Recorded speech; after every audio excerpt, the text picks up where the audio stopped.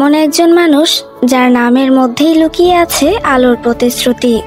এমন একজন মানুষ যিনি কাউকে কখনোই অন্ধকারে থাকতে দেন না। এমন একজন মানুষ যিনি নাচ, পরিশ্রম আর আশা এই তিনটিকে মিলিয়ে তৈরি করেছেন নিজস্ব কিংবদন্তি।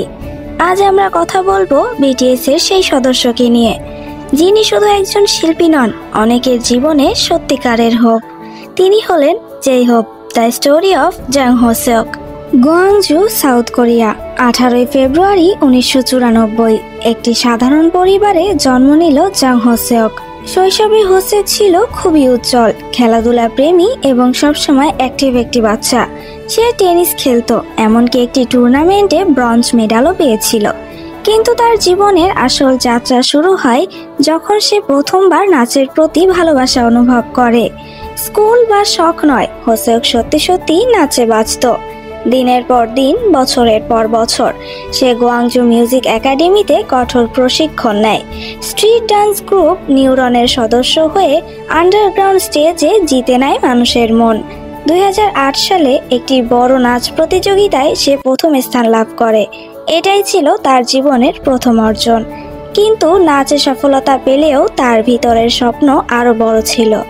যখন সে বিগ হিট এন্টারটেনমেন্টের ট্রেনি হলো, তার জীবন রাতারাতি বদলে গেল। বন্ধুরা তখন স্কুল, ঘুরতে যাওয়া আর সাধারণ কিশোর জীবনে মশগুল, কিন্তু হোসেওক কাটাচ্ছিল অবিরাম প্র্যাকটিস, কান্না, স্ট্রেস আর নিজের উপর হাজার প্রশ্ন। অনেক সময় তার মনে হয়েছে, আমি কি পারবো, আমাকে কি বেছে নেওয়া হবে? কিন্তু সে হাল ছাড়েনি, কখনোই না। তার নাচের শক্তি, পরিশ্রম আর ডিটারমিনেশন ধীরে ধীরে তাকে নিয়ে আসে বিটিএস ফরমেশনের কেন্দ্রে। তার র্যাপ ও ভোকাল স্কিলও বিগ হিটে পৌঁছে পরিপূর্ণ রূপ নিতে থাকে। এমনকি বিটিএস এর আগে জোকনের অ্যানিম্যাল গানেও সে র্যাপ করেছে, যা তার সম্ভাবনা প্রমাণ করে। হোসেক ধীরে ধীরে বুঝতে পারলো, আমি শুধু নাচতে আসিনি, আমি আলো দিতে এসেছি। 2013 সাল, বিটিএস ডেবিউ। গ্রুপের মধ্যে J-Hope main dancer, rapper, sub vocal এবং দলের মুড মেকার। তার এনার্জি, হাসি, নেতৃত্ব গ্রুপকে বাঁচিয়ে রাখার এক বিশাল শক্তি। বিটিএস এর বড় বড় হিট গানগুলোতে তার প্রেজেন্স সবসময় আলাদা।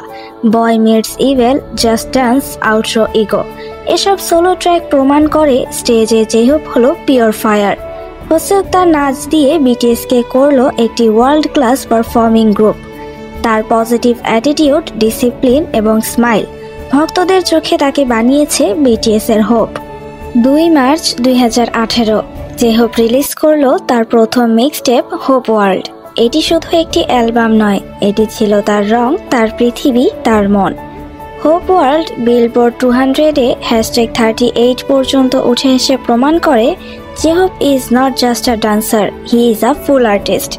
গানগুলোর আলো, তার রঙিন মিউজিক ভিডিও, তার ইতিবাচকতা বিশ্বজুড়ে মানুষকে অনুপ্রাণিত করে। 2022 সালে আসে তার studio album Jack in the box, যেখানে জেহোপ তার darker feelings, fair, ambition, anger সবকিছু প্রকাশ করেছে। এটি ছিল সাহসী, আর্টিস্টিক এবং পাওয়ারফুল। এটি প্রমাণ করে হোসেক একজন হাসি খুশি মানুষই নয়, সে একজন গভীর শিল্পী। এই অ্যালবামের মাধ্যমে সে লোলাপালুজাতে হেডলাইন হয় ইতিহাসের প্রথম কোরিয়ান সোলো আর্টিস্ট হিসেবে। 2023 সালে জেহোপ সামরিক সেবায় যোগ দেয়। 18 মাসের দীর্ঘ কষ্ট, দায়িত্ব, শৃঙ্খলা সব সম্পন্ন করে সে 2024 সালের অক্টোবর মাসে অবসর পায়। আর্মিরা তাকে স্বাগত জানায় চোখ ভেজানো ভালোবাসায়। জেহোপ শুধু স্টেজ আর মিউজিক নয়, সে একজন দানশীল মানুষও। সে নিয়মিত শিশুদের জন্য শিক্ষা, দুর্যোগ সহায়তা এগুলোর জন্য কোটি কোটি ওন দান করে এসেছে। তাকে কেন হোপ বলা হয়? কারণ সে শুধু নিজের জন্য আলো ছড়ায় না, সে অন্যদের জন্য আলো হয়ে দাঁড়ায়।